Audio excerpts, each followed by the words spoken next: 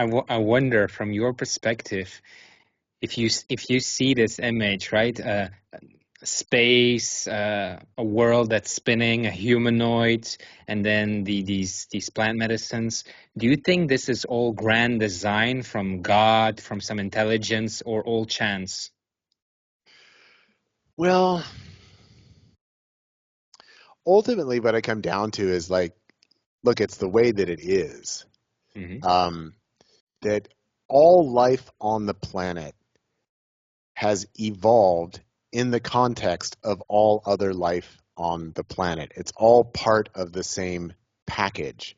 And that I don't think it's by design that our neurotransmitters that we use in our body are structurally very similar to a lot of these psychedelic compounds and molecules, and that also the human body produces DMT and 5-MeO DMT. I don't think it's quote unquote by design. In other words, God is not sitting back there and saying, this is the way I want it to work.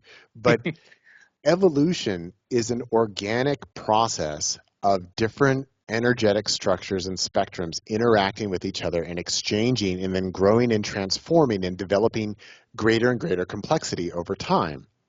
And so the same molecule that might function as an insecticide within a fungus or plant also functions as a psychedelic neurotransmitter within mammals.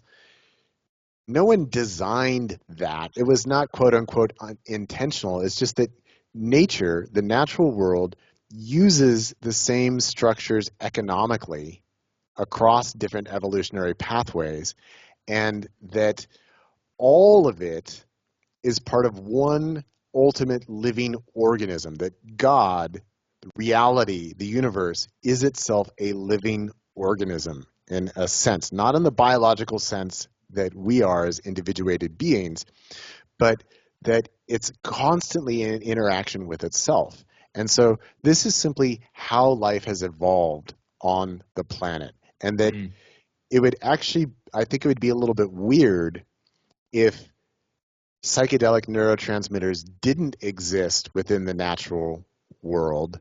We're mostly using serotonin as our everyday perceptual neurotransmitter. Do a little tweak on that, it turns into DMT. Do another little tweak on that, it turns into 5-MeO DMT. It's part of the economy of energetic structures that you create a different molecular structure, you get a different result.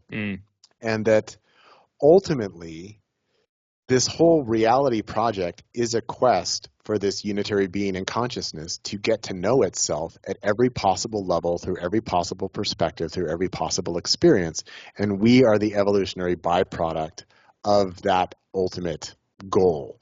And, I do like to say that reality as we experience it, with the way things are, is simply, this is what it looks like when this being of infinite energy is simply being itself. So in the same sense, like I as an organism, if I say, look, I want to prioritize me authentically being myself, it doesn't mean that I'm actively controlling or designing all aspects of my experience. Like I'm not sitting around saying, okay, now fingernails grow really authentically. Okay, fingernails are now growing authentically. It's like, no, we can leave that to the fingernails. And so the reality system that we experience is God has invested itself to being all the things that it is thoroughly. So at the subatomic level, this unitary being in consciousness of infinite energy is really busy being quarks and subatomic particles. At the atomic level, it's really busy being protons, neutrons, and electrons and atoms. And then at the molecular level, it's really busy being those things.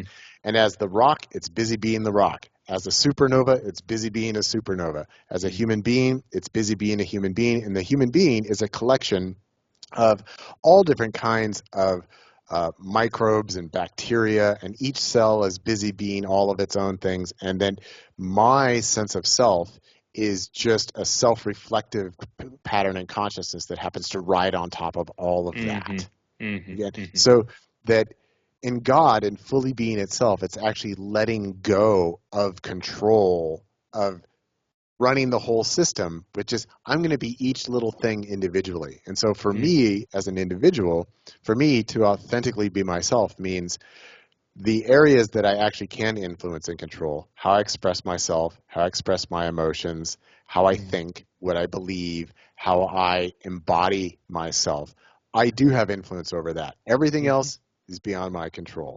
So back to the question, no, I don't think it's not just an accident, and it's also not by design in the sense that we might think of. It's this commitment of this individuated or this individual unitary universal consciousness and being to say, I'm going to be myself at every level. And then let's roll the dice. Let's see what happens.